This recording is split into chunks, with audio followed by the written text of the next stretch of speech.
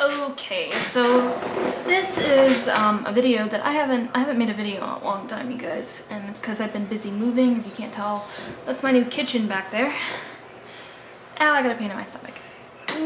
Okay, anyway, I was tagged by Bam It's Ruzy to do this ghost experience tags, and you know what, guys, this could be like a fucking, excuse my language, but this could be a really damn long video because I've had so many experiences since I can remember. I mean, since I was probably about four or five, something like that.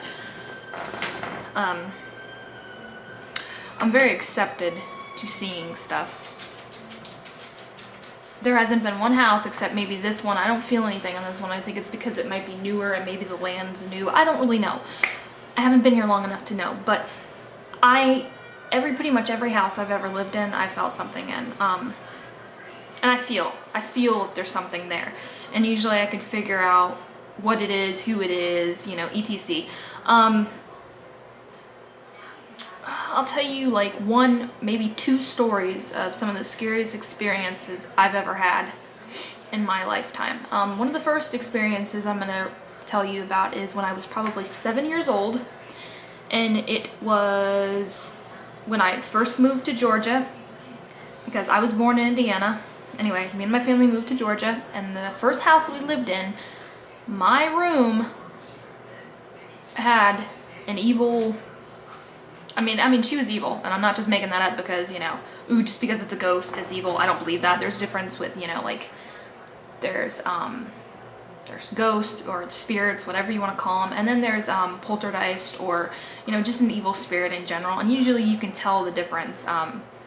You know, there's like little prankster ghosts, and I don't know how many I've had of those. I mean, and they don't do anything. They prank you, they steal your keys, they, you know, they move stuff around, they make toys and you know, stuff like that go off. You know, those are just simple little, not scary to me. I'm very used to ghosts. I'm talking about like mean, like try to hurt you kind of ghost. And people say, oh, you know, ghosts can't hurt you. I believe that they can.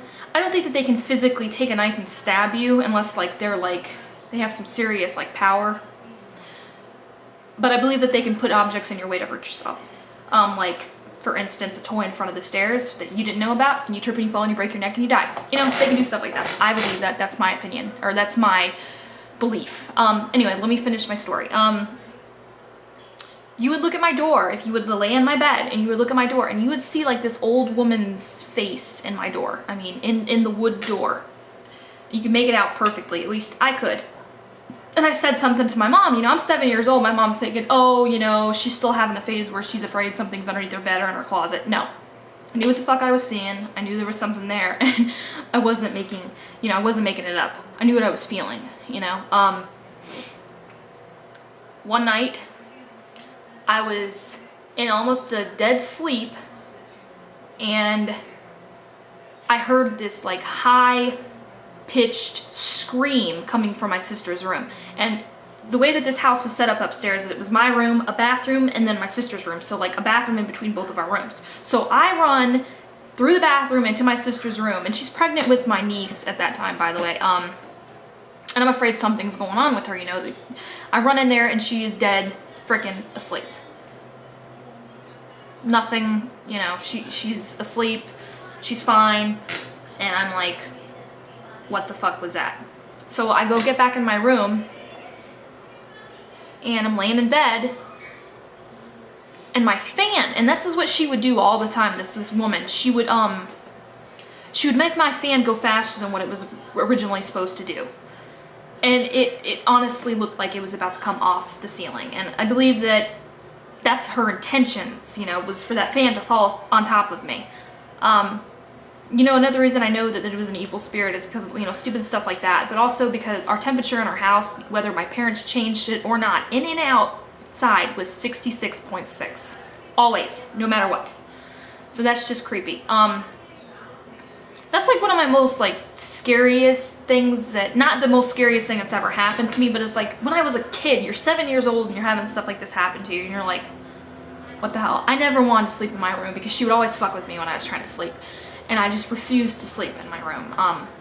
I would sleep in front of my parents' door. I'd sleep in front of my sister's door. I'd sleep on the couch. I'd sleep on the stairs. Anywhere but my room, I would sleep. I hated sleeping in that room. I didn't even like being in there at night or during the day, let alone, you know? So that's one of the scariest things that's ever happened to me.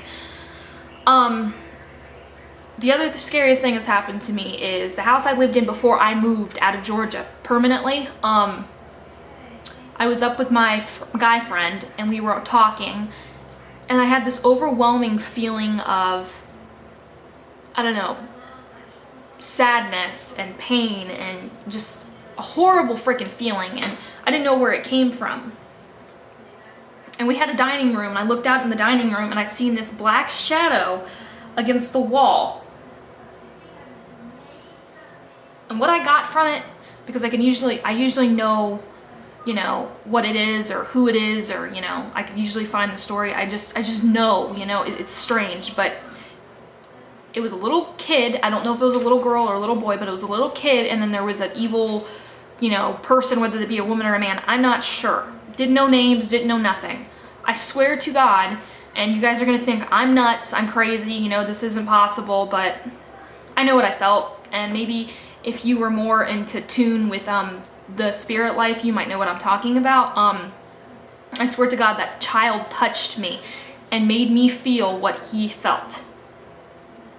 I could feel his pain and his sadness and his hurt, and, you know, I could feel it all in one, and it was just this overwhelming feeling, and I can't explain it to anyone. I'm explaining it the best way that I can. It was scary as hell. So yeah. Anyway, I got up after I had this feeling, and I'm crying, you know, tears are running down my face. I'm like, what, you know, what the fuck was that? And I walk out into the dining room, and my friend says, you know, I had a blanket over me, and my friend says that the blanket lifted up in the back. But I didn't know this until after, you know, I did what I told him to leave, or it to leave, whatever. You weren't welcome here, you know, get the F out. I had some crystals, white crystals, and I put them over the door, and he wasn't allowed to cross over to my living room. I know this is weird. You guys are gonna think you're crazy, you're this like witchy person. I'm not really gonna get into that, you know. You guys can know me to an extent. I'm not gonna really get into, you know, my life that much. I'm not a witch. That's scary stuff. But I know from a friend of mine that that's a way of protecting yourself. You know, this whole salt thing, it doesn't work. I mean, at least it doesn't for me. It seems like most of the ghosts that I get, they're not good. They're evil, and they love to show themselves to me. But I put crystals over there, and I said what I said, and I told it to get the F out, and after that I didn't feel it anymore. And then I felt the spirit of the child. It was like it was relieved, you know. He was able to move on. He wasn't stuck there anymore. I don't know what happened. I never looked up the research in the house. You know, I was in such a hurry of moving out and stuff like that. I never really looked up the research of the house. All I know is that the house was built in the 1800s. It was a very, very old house. So yeah.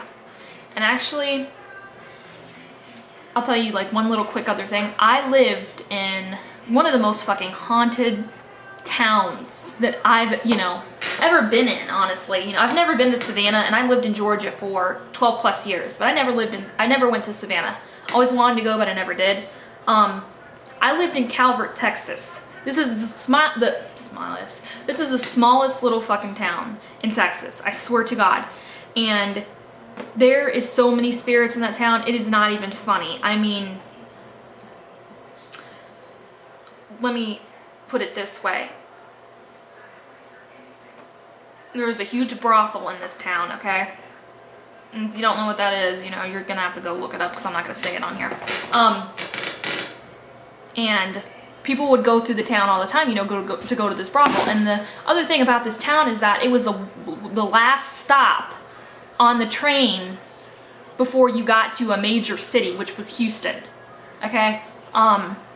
So there was no stops in between there. This was the last stop. So a lot of people would get off at this, you know, and go get something to eat or something like that before the train, you know, went to Houston. Well, one guy out of town come there and he actually had yellow fever and he killed the whole fucking town. He gave the whole fucking town, which the town's not this huge town. I mean, there was probably about 2,000 people that lived in this town, and he killed every single one of them. Every single person in the town got yellow fever because of him. So, yeah, there's a lot of spirits. There's a lot of old freaking graveyards. I mean, one of the graveyards I went to and actually experienced something in, it was about 1700. Very old. It was just an awesome town, and I loved living in it, and I was experiencing stuff all the time, which was normal for me, you know, it's nothing new.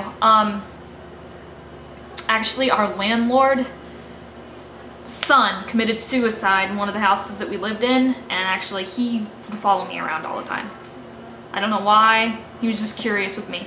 I mean, I'd be taking a bath at night, like 10 o'clock at night, and I'd feel him watching me, which is weird, you know, it made me very uncomfortable, but I just know that he was there. I actually, in my old phone, and I wish that I could like let you guys listen to it or whatever, and maybe if I can get it to work and I could find my charger, I actually have an EVP from my TV. It was the stupidest thing, but I was trying to make my own ringtones, and I was playing a song through our TV, and I had my phone up to the speaker, okay? Well, I listened to it afterwards, and it's not somebody like saying anything, at least I can't make it out, but it just sounds like, I mean, it is fucking creepy. It is 11 o'clock at night. My mom's in bed, you know, and I let my mom listen to this because I'm like, wait a second. That's not in that song. You know, it was on a break of a song. It was just like the music, and there was no way that that song had that in there. So I know I caught something. And that was creepy for me. That was probably like the creepiest thing that I've caught. You know, I don't have any pictures of anything. I just have memories of a lot of stuff that I've went through. So this was a really long video, and yeah, that was some of my ghost experiences. If you guys want to know any more, you know, I have tons. Some of them aren't scary, some of them are. So yeah, just put it underneath this video and let me know. And yeah, thanks for watching, and I tag anybody to do this video because I'd love to hear about your ghost experiences. Talk to you later. Bye.